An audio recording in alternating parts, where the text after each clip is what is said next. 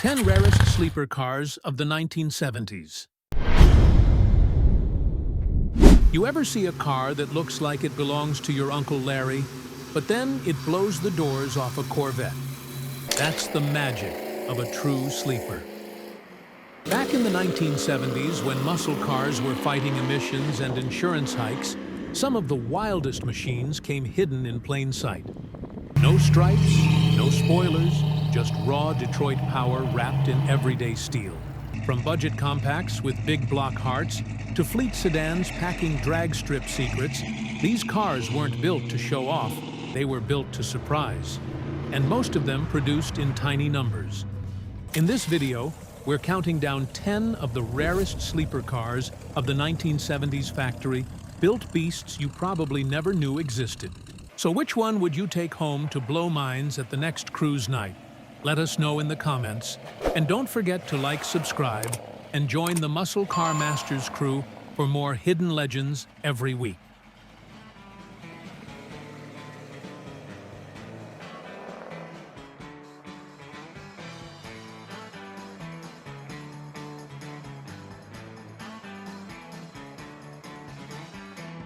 (1970) Buick GS 455, Stage 1. Don't be fooled by the Buick badge or the sleek glacier white paint. This was no soft luxury cruiser. The 1970 GS 455 Stage 1 was a straight-up sledgehammer hidden in a tuxedo. It came factory-equipped with the legendary 455 cubic-inch Stage 1 V8, cranking out 360 horsepower at 4,600 RPM and a jaw-dropping 510 pound-feet of torque at just 2,800 RPM. That's more torque than most big blocks of the day, and enough to shred Goodyears at every green light. Matched to a Muncie M21 close ratio, 4-speed manual, a 3.64 positraction rear axle, and a dual exhaust system with reverse flow mufflers, this GS wasn't just quick, it was ferocious. 0 to 60 came in just over 6 seconds, and it stormed the quarter mile in 13.38 seconds at 105.5 miles per hour, making it one of the fastest American production cars of its time. What makes it even cooler, it had no power steering and no power brakes. This car was built for drivers who wanted raw connection, not comfort. Only 2,465 hardtops were ever made, and top restorations like this one have earned Concours Gold at the Buick Nationals, sealing its legacy as a true factory street fighter. But what's coming next might just blow your mind. Don't blink.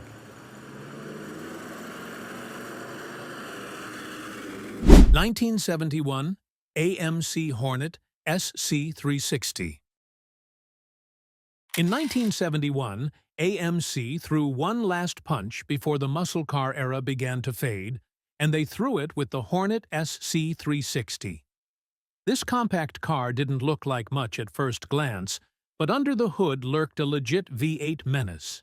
Powering the SC was a 360 cubic-inch V8 borrowed from the Javelin AMX, and when equipped with the optional Go package, it delivered 285 horsepower and 390 pound-feet of torque. The Go package added a 4-barrel carburetor, Ram air hood scoop, and dual exhaust, transforming this budget Hornet into a street brawler.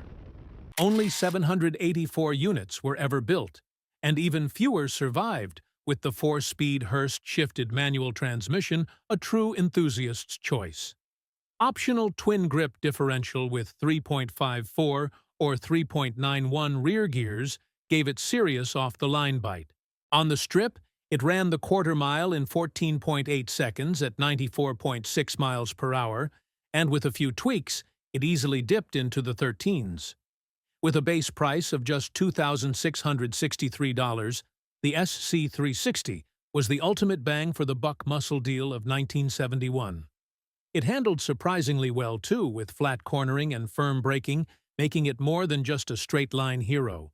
AMC built this car for the time's small, efficient, but with a heavy right foot in mind. Follow the channel to keep digging up the buried treasures of American car history with us.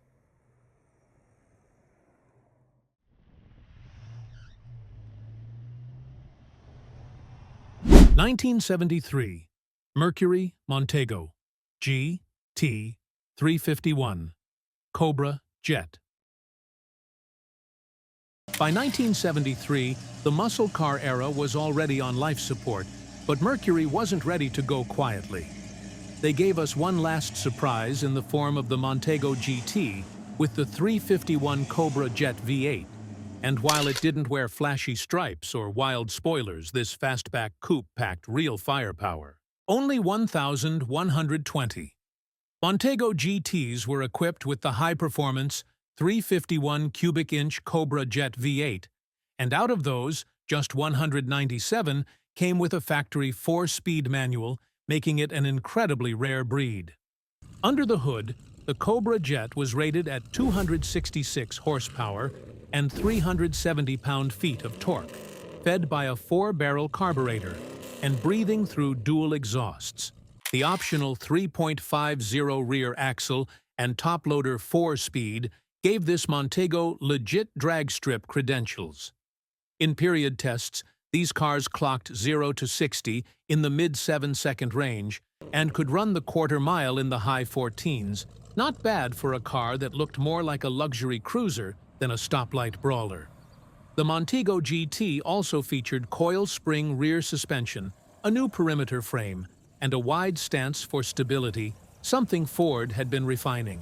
Inside, it offered full instrumentation and optional bucket seats, blending comfort with control.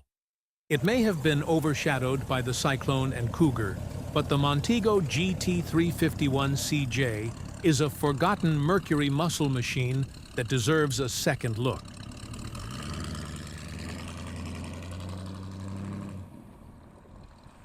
(1974) Dodge Dart Sport 360. In the waning years of the muscle car era, Dodge delivered one final uppercut with the 1974 Dart Sport 360, a compact street machine that didn't need stripes to earn respect. Only 3,951 units were produced, making it one of the rarest high-performance Mopars of the 70s.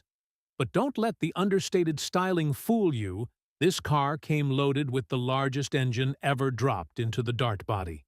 Under the hood sat the potent 360 cubic inch LA Series V8, rated at 245 horsepower and 320 pound-feet of torque, fed by a 4-barrel carburetor.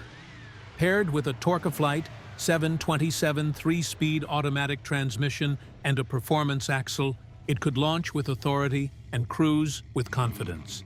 With proper tuning, these cars were capable of 0 to 60 times in the 7-second range and quarter miles in the mid-15s numbers that embarrassed many bigger, heavier muscle cars of the time. The Dart Sport 360 wasn't just about straight-line fun.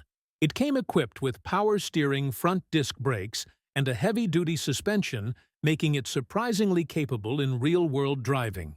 Inside, it featured green vinyl bucket seats, wood grain trim, and the classic AM/FM push-button radio, all wrapped in a package that looked more economy than performance. Today, a well-kept Dart Sport 360 is a true hidden gem, a Mopar sleeper that delivered way more muscle than its modest appearance ever let on. The surprises aren't over yet. What's next might top them all. 1975 Chevrolet Nova SS 350. By 1975, most people had written off the Nova as just another economy car, but the Nova SS 350 was still clinging to its muscle car roots. While the glory days were fading fast, Chevy quietly offered a performance package that kept this unassuming 2-door coupe in the fight. Though exact numbers are murky, the SS 350 remains extremely rare, especially when ordered with the 350 cubic inch V8 and 4-speed manual combo. The L65 350 cubic inch V8 was officially rated at 155 horsepower and 270 pound-feet of torque. But the real story was in the build-solid bottom end, Rochester 2-barrel carb, and respectable torque in the low revs. Most were paired to a TH350 automatic, but enthusiasts could get a 4-speed manual, giving this Nova serious sleeper potential. Performance figures. Think 0 to 60 in the 8.5-second range, with quarter-mile times around 16.2 seconds. What really made the 75 SS special was its chassis. Chevy borrowed components from the second-gen Camaro, giving it a wider front track, better suspension geometry, and improved road manners. It also had power front disc brakes, steel-belted radials, and available swing-out rear quarter windows on hatchback models. It may not have screamed muscle, but the 75 Nova SS 350 had bite. And for the collectors who know it's one of the last real Chevy sleepers before the emissions era, dulled the edge. Hit the bell so you never miss another wild and forgotten ride again.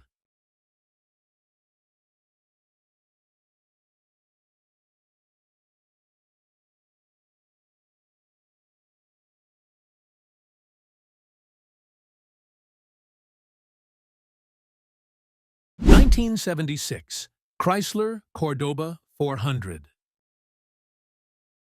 When you think of Chrysler's Cordoba, most remember Ricardo Montalban and rich Corinthian leather, not tire-shredding torque. But in 1976, buyers could spec this personal luxury coupe with a serious powertrain, the 400 cubic-inch big block V8. It wasn't marketed as a muscle car, but with the right setup, the Cordoba 400 could surprise anyone at a red light. The standard 400 cubic-inch B-Series V8 was rated at 175 horsepower and 305 pound-feet of torque, using a 2-barrel carburetor and an 8.2-to-1 compression ratio. But Chrysler also offered a high-performance version, producing up to 240 horsepower in certain configurations, especially when paired with dual exhaust and a performance rear axle. Most models used the tough-as-nails Torque-a-Flight 3-speed automatic transmission, sending power through a 2.71 to 1 final drive. Weighing in at nearly 4,000 pounds, the Cordoba was no featherweight, but it was smooth and planted. With torsion bar front suspension leaf springs out back and 11.6-inch front disc brakes, it delivered a refined ride with surprising composure. Interior highlights included bucket seats, wood grain dash, and optional 8-track stereo, luxury, with a lurking snarl. Few knew what lurked beneath the Cordoba's chrome-laden facade. Today, it's a rare blend of big block muscle and personal coupe comfort, a Chrysler sleeper that most muscle car fans overlook until it's already ahead of them. Share this video with a fellow gearhead who lives for raw power and nostalgia.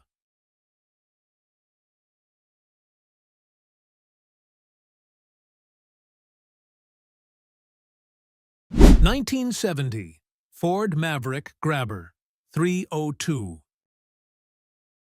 Launched as a budget compact to take on imports, the Ford Maverick was never meant to be a muscle car, but someone at Ford had other ideas. Enter the Grabber 302, introduced mid-1970, transforming this humble economy car into a surprising V8-powered sleeper. Powering the Grabber was Ford's tried-and-true 302 cubic-inch Windsor V8, pumping out 210 horsepower and 296 pound-feet of torque. With a curb weight around 2,800 pounds, this gave the Maverick a solid power-to-weight ratio. Buyers could choose between a 3-speed manual or C4 automatic, and while 0 to 60 times hovered around 8 seconds, some light tuning could easily get it into the low 7s. What made the Grabber stand out was its aggressive styling. It came with a dual dome hood, bold Grabber striping color-matched bumpers, and a small rear spoiler. Suspension was basic coil springs up front, leaf springs out back, but the car's compact size made it nimble around corners. Inside, it was still economy-focused vinyl bench seats, minimal insulation, and limited options. But that lightweight interior was part of its charm. You didn't buy a Maverick Grabber 302 for comfort. You bought it to fly under the radar and outrun 6-cylinder Novas. While the Mustang stole the spotlight, The Maverick quietly earned its place as one of Ford's most underrated V8 bargains, a true sleeper in every sense.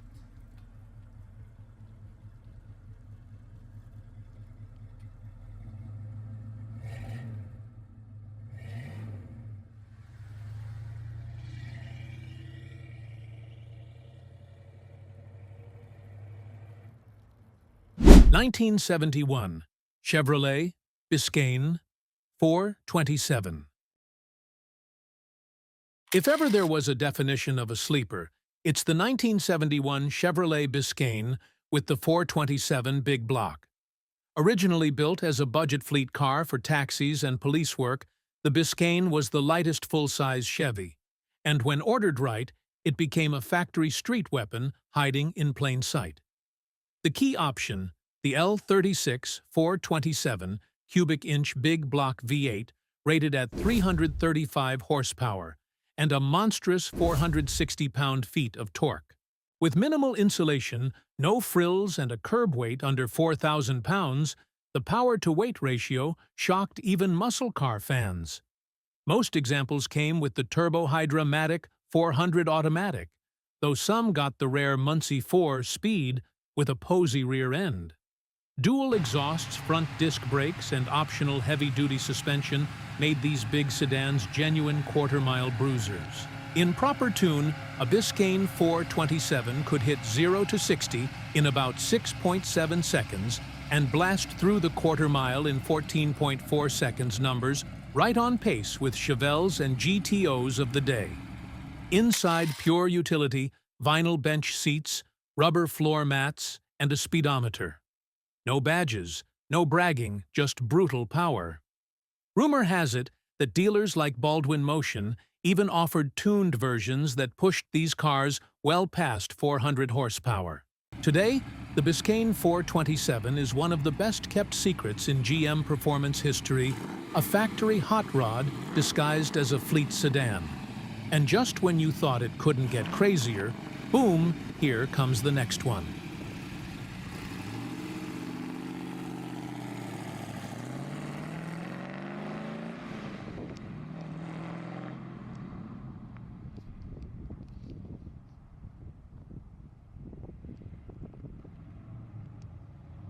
(1972) Plymouth Satellite Sebring Plus 400.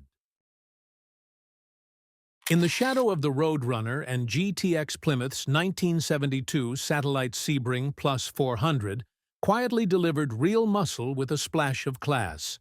Built on the B-body platform, this coupe shared its bones with some of Mopar's most famous street machines, but added a bit more refinement, making it the perfect under-the-radar performer. Under the hood sat a 400 cubic inch B-Series V8 equipped with a 4-barrel carburetor, pushing out 255 horsepower and 345 pound-feet of torque. Buyers could choose between a 3-speed torque flight automatic or a 4-speed manual with a Hurst shifter. With a 3.23 rear axle ratio, this big coupe had serious launch capability. Quarter-mile times hovered in the mid-14s with minor tuning. Plymouth reinforced the chassis with heavy-duty suspension leaf springs and high-control shocks, giving the Sebring Plus surprising composure for its size. It rode on 15-inch rally wheels wrapped in Goodyear Polyglass rubber classic stance, classic grip. Visually, it stood tall with a wide front grille chrome rocker panel accents and a variety of high-impact paint options like lemon twist yellow. Inside, drivers got bucket seats, rally gauges, and optional wood grain trim that added a touch of luxury to all that torque. The Satellite Sebring Plus 400 was the gentleman's Roadrunner, a smooth-riding, hard-hitting Mopar sleeper that never got the spotlight it deserved.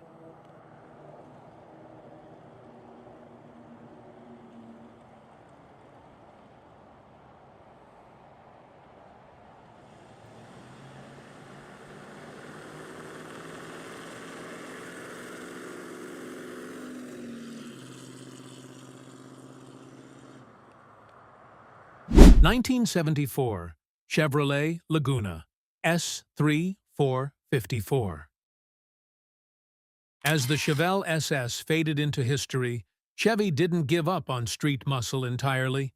Instead, they slipped it into a new package, the 1974 Chevrolet Laguna S-3 454. It may have looked like a stylish personal coupe, but underneath it was a big block bruiser disguised in NASCAR-inspired trim. At its heart was the LS4 454 cubic-inch V8, rated at 235 horsepower and 385 pound-feet of torque. That might sound tame on paper, but real-world numbers told another story. Paired with the tough Turbo Hydra Matic 400 automatic and a 3.42 rear axle, this Laguna had serious mid-range punch. It could run the quarter mile in the low 15s, and with some tuning dip into the high 14s, plenty quick for a nearly 4,200-pound car. Chevy gave the S3 a urethane front nose, functional grille updates, and colonnade styling which stiffened the chassis. 15-inch rally wheels, radial tires, and a firmer suspension made it more than just a cruiser. Inside, it featured swivel bucket seats, a 4-spoke sport steering wheel, and full instrumentation with an optional tachometer. Only 15,792. S3 models were made in 1974, and most were optioned for comfort, not speed. But for those who checked the right boxes, the Laguna S3 454 became one of the last true big-block GM sleepers of the era.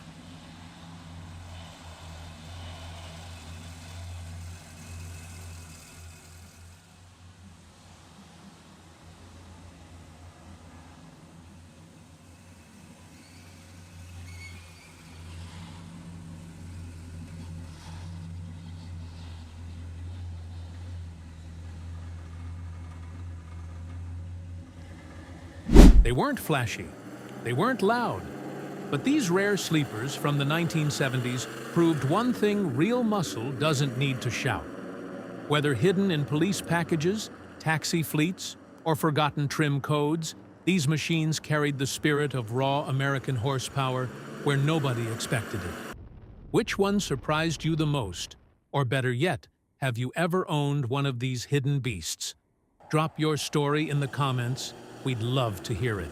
And don't forget to like, share, and subscribe to Muscle Car Masters, where the legends never die and the sleepers still bite hard.